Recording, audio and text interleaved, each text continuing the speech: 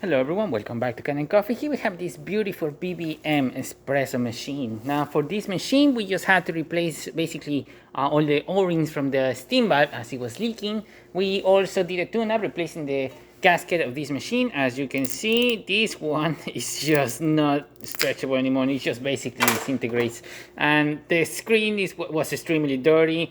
We backflushed the machine, everything inside. I disassembled this part, deep cleaned everything because it wasn't backflushing the way it should be.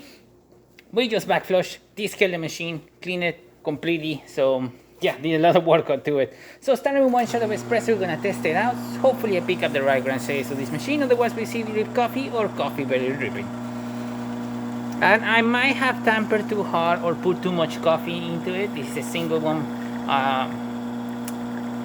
portafilters, so I might have put a double the quantity of coffee for the double shot in there. As you can see, it's barely moving, so it's a little bit slow. Good thing this machine has a rotary pump, so it's able to keep up pretty good with it. Since this is like a single one, let me just remove it. Yeah, I put way too much coffee, and it probably is way too fine as well, unfortunately.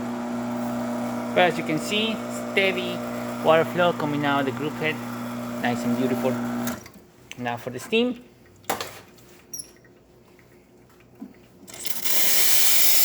Look at that, wonderful pressure in there.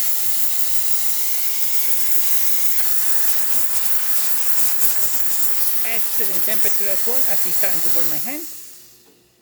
And now for the hot water. This one I love. Like, look at that beautiful spray. Wonderful. Working perfectly fine.